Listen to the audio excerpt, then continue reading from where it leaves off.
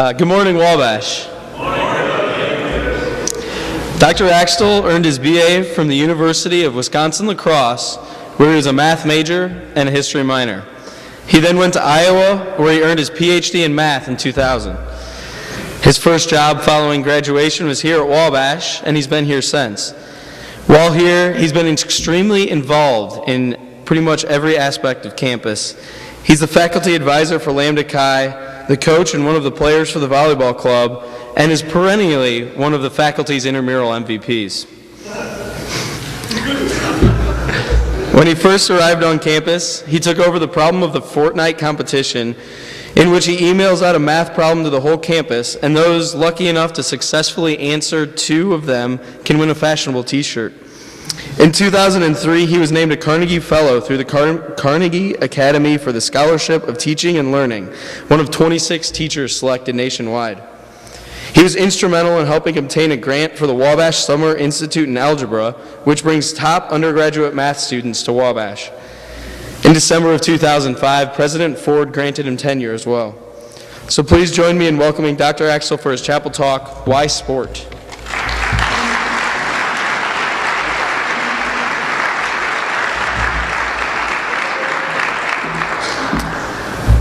Well, thank you for showing up. Thanks also to the Sphinx Club for the invitation, in particular Kyle McClammer and Kyle Hayes. And let me apologize for what is to come. Well, what is to come? This is mostly my incoherent thoughts concerning what I like and dislike about engaging in sport. In this, I feel I have a small measure of knowledge. I believe I have wasted almost all of my life engaged in one sport or another. So, essentially this talk's all about me and my views on sport. And for this I apologize. If, as is likely, you disagree with some or everything I say, I would ask you to view me with sympathy as opposed to consternation. Though too much of this is based on what I think, the good parts are either the words of others or based on the thoughts of others. In particular, Professor Meharry, who I often kindly refer to as a genetic freak, with whom I have had frequent discussions on this topic. Okay. Right. So, as was mentioned, I showed up on your doorsteps in the fall of 2000, and that's perhaps when I started thinking consciously and regularly about the role of sport. And I think it was because I got to see you young men enter our doorways, and I was able to compare and contrast many of your sport practices to my own. And to be honest, I found myself sometimes uncomfortable with what I saw and what I see. I now stand up here 10 to 15 years older than most of you, almost a full generation. And perhaps in the shedding of my 20s and the painful lumberings into my 30s, I began to notice things about this relationship that we as a society have with sport that I find distasteful. I don't want this talk to be a harangue, but I really can't resist entirely, so I'm going to get it out of the way early, okay? I'll speak about some of the things with our relationship with sport which I dislike. And then I'll move on to some of the things which I do like, and I'll seek to explain why I like them, though I'm not too confident about my ability to do so. All right, so the grumpy harangue bit. Sport in today, things I don't like. I'm seeing an increase in a one-sport, year-round athletic viewpoint. Yesterday on CNNSI.com, there's an article featuring some comments by the golfer Jack Nicklaus, who was decrying parents who push their children into golf at an early age to the exclusion of all else. Same thing happens in other sports. I don't like the professionalizing of sport and its training to younger and younger ages. I don't understand parents who practice this. Our sport culture I find bewildering at times. And by this I mean our, myself included, our rabid devotion to being spectators at games, played by others, games whose outcome we perceive as having actual importance in our lives.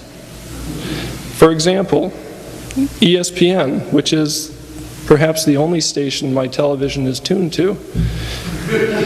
ESPN is on 24 hours a day. So is ESPN2. So is ESPN Classic. So is ESPN News.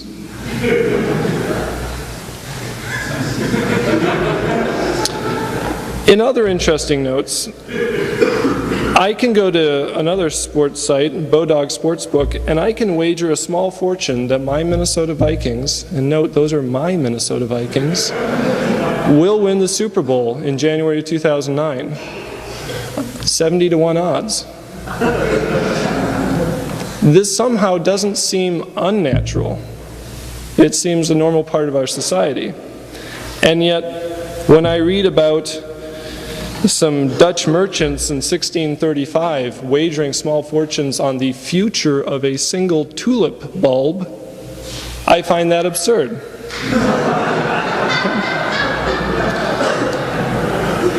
And yet, what's the difference? Other things I don't like. Scholarship athletics. Division I money-making and more frequently money-losing programs. The list does go on and on, okay?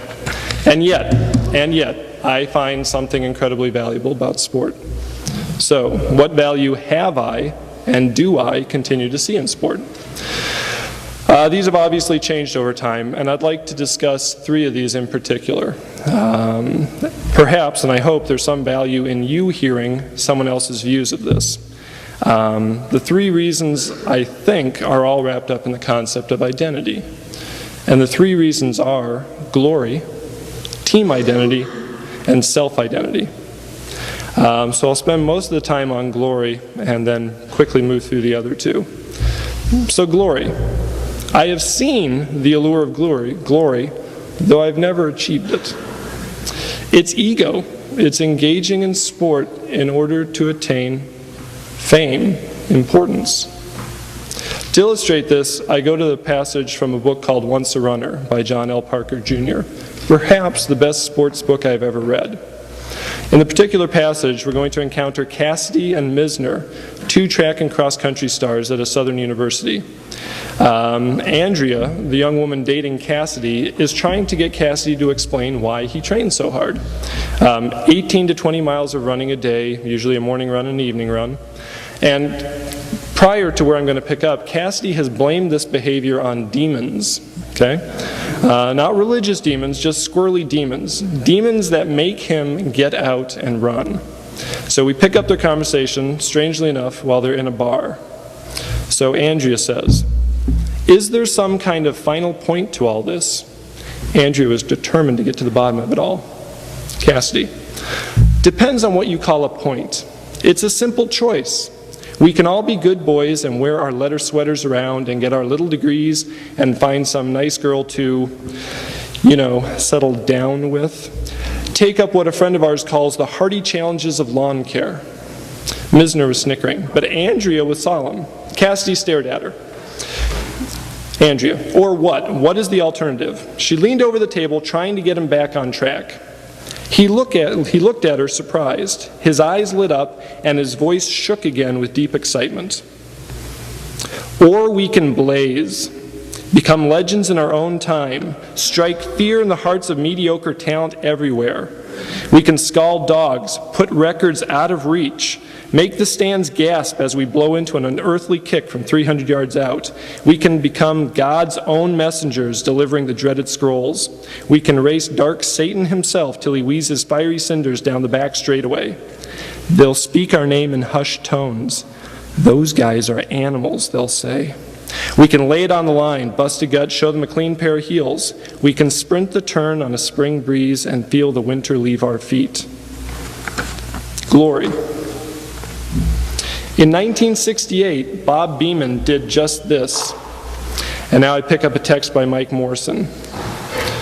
"Some sports moments simply defy all reasonable comprehension. Mickey Mantle blasting a 565-foot home run. Secretariat winning the 1973 Belmont Stakes by 31 lengths. Tiger Woods winning the U.S. Open by 15 strokes.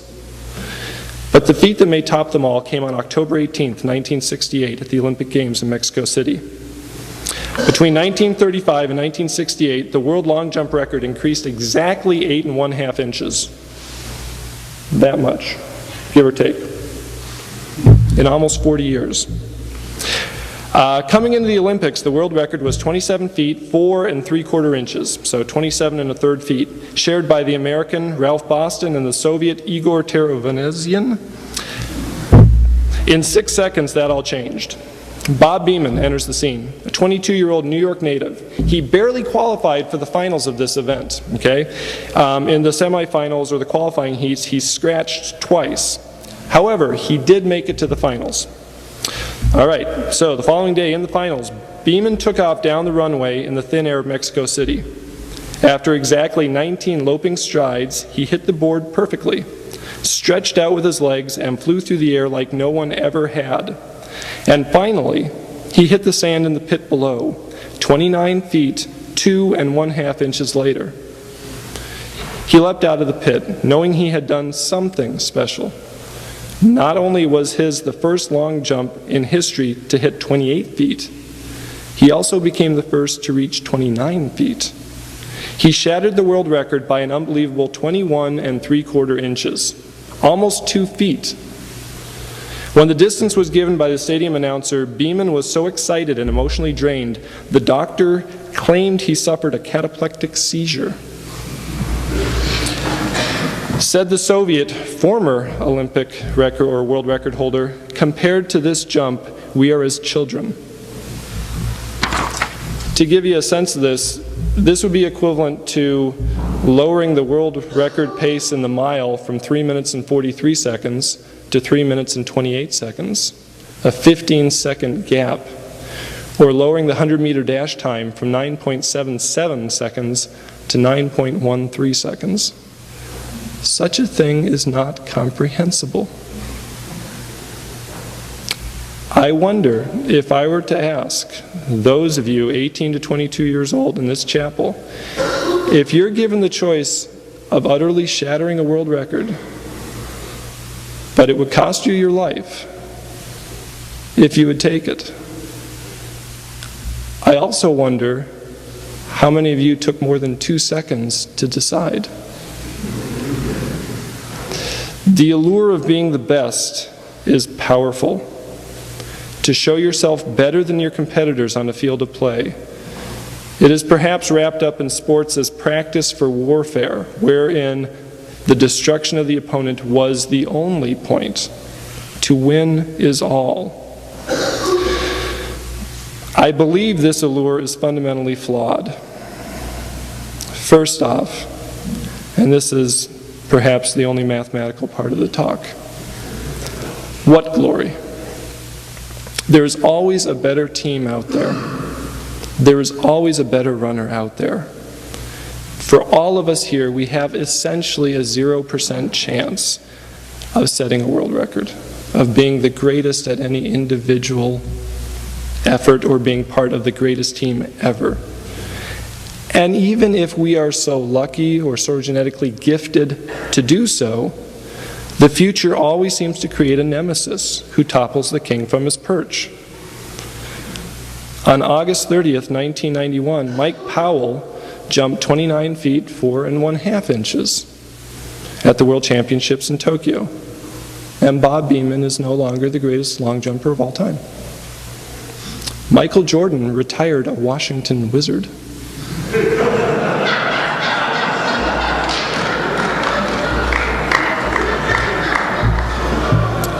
So, you might say, or it's been claimed there's only one way to avoid this fate, this ignominy. Die young. So, to an athlete dying young, A.E. Hoosman, the time you won your town the race, we cheered you through the marketplace. Man and boy stood cheering by, and home we brought you, shoulder high. Today, the road all runners come, shoulder high we bring you home, and set you at your threshold down, townsman of a stiller town. Smart lad, to slip the times away, from fields where glory does not stay, And early though the laurel grows, it withers quicker than the rose. Eyes the shady night has shut cannot see the record cut, and silence sounds no worse than cheers after earth has stopped the ears.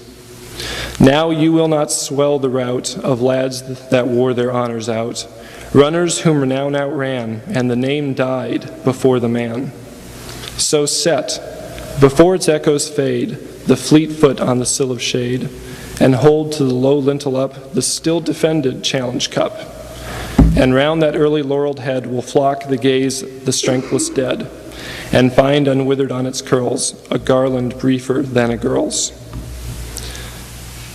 However, even this path to glory seems flawed. As many of the students here have read, in the Odyssey, Odysseus finds Achilles in the underworld, utterly rejecting the value of the rout of dying young with glory.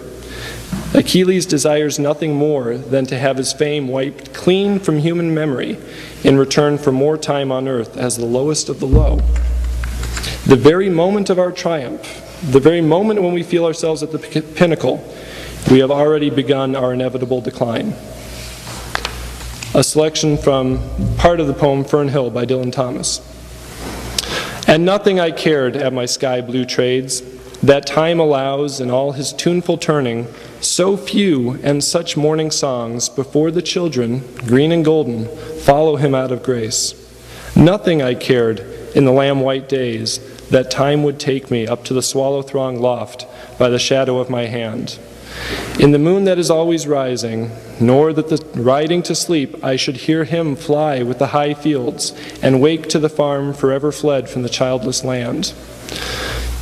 Oh, as I was young and easy in the mercy of his means, time held me green and dying, though I sang in my chains like the sea. I also have problems with the idea of seeking glory and victory. It seems problematic for another reason, a reason based on being humane. If winning is good, does that mean losing is bad? So by striving to achieve victory, we are striving to inflict defeat. Is this behavior humane, gentlemanly, Christian? Engaging in sport for the purpose of winning or glory is perhaps a highly selfish and self-centered endeavor. All right, second point, group identity.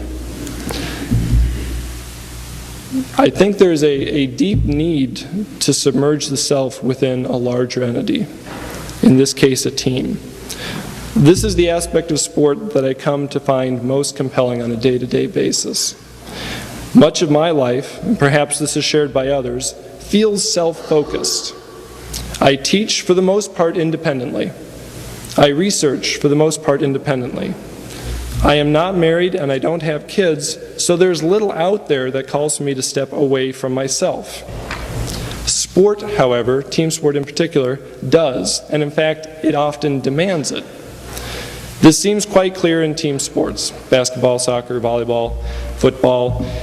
Each player functions as a cog in some larger machine. As such, our desire for individual glory is placed slightly to one side as the individual steps back and a team emerges. Individual glory and accomplishment become almost embarrassing in the event of a loss, while that same glory can be offered up to the team's accomplishments in case of a victory. Becoming a member of a team enables us to put our personal ego aside and focus on the goals of a larger group. Or perhaps more accurately, we adopt the group's goals as our own. Now, this submerging of ego into team is hard. It's a big undertaking. We set aside the me-dominated world that I think we each have created, and we seek to further the goals and aims of others somehow. Now, this same shift may hold true in individual sports like swimming, running, wrestling, wherein we have a series of individual results combining to create a team outcome. However, I feel the veneer here to be a bit thinner. Now, that's not to say such individual sport athletes are inherently more selfish. In fact, I suspect the daily shared rigors of practice instill the same feelings of teamwork as one finds in a more team-oriented sport. It could be that this unity is achieved through shared suffering, much like some fraternities practice with their pledgeship programs. Thus, the role sport can play in teaching us how to value collective action and cooperation seems to me highly desirable and highly attractive. Sport can help us see how small and unimportant we as individuals are in many aspects. As Charles de Gaulle once said, the graveyards are filled with indispensable men. And why? Why do so many people seek to find the sense of belonging and shared experience through sport? Shared undertakings and common goals are a long practice method of forming communities. And with sport, the goals are easily explained. They don't tend to require much effort or thought on our part. However, I also think that we seek this sense of belonging via sport because we are generally quite bad at stepping beyond ourselves and opening up to others. We're not good at building open, cooperative communities on our own. We need some external agency. And perhaps I am speaking entirely from my own perspective, but it seems remarkably difficult to open up and share with others. Sport, however, helps us avoid this in some sense. We obtain a sense of shared enterprise without ever having to consciously open ourselves up to our teammates. I can join a society whose rituals and practices revolve entirely around a safe and artificial world. For example, I feel very comfortable and close to a setter who can put the ball exactly where I want it. Okay? We share something that's incredibly valuable to both of us, and yet it's not intimately a part of either of us. We can freely admit our passion and our stake in this highly artificial and utterly contrived enterprise of playing volleyball without ever revealing parts of ourselves that grow larger once we step beyond the court of play. Sport allows us to enter into close and low-risk community. I don't want this to sound negative, which it might be.